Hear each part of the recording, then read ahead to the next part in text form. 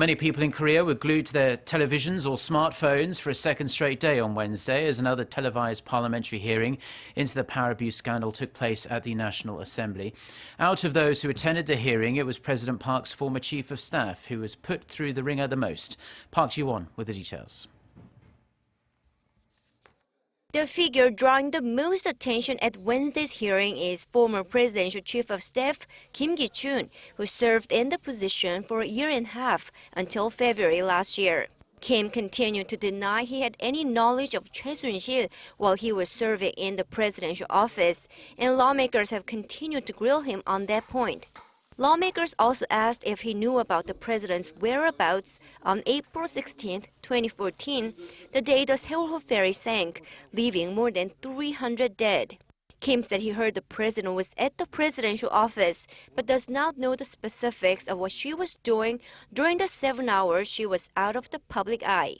Kim flatly denied all the allegations against him when pressed, though he apologized for not serving the president well.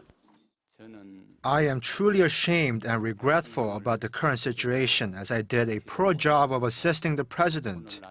I offer my deepest apologies to lawmakers and the public. Also present at the hearing was former music video and TV commercial director Cha Eun-taek. Cha was made a key member of the Presidential Committee for Cultural Enrichment and the head of the Creative Economic Initiative after becoming close to Choi Soon-sil. Cha acknowledged that he was part of the influence peddling scandal to some degree and said Choi asked him to recommend nominees for cultural minister just 1 or 2 months after they'd met.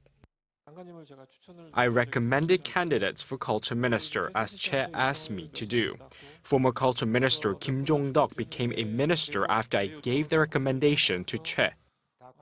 Choi's niece Chang Si-ho was also at the hearing. She said her aunt had persuaded her to set up a private center that ended up receiving millions in corporate funds and should just follow Choi's directions.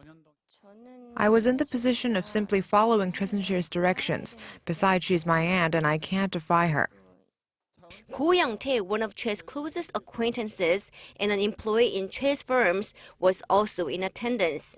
He said he witnessed an exceptionally close relationship between Choi and the president. One thing to note is that there were a couple of prominent no-shows Wednesday, including Choi, who cited health issues, and former senior presidential secretary Woo Byung-woo. Lawmakers said both of them are ignoring the public's call for the truth, and they vow to bring them to the stand before the parliamentary probe ends. Park Ji-won, Arirang News.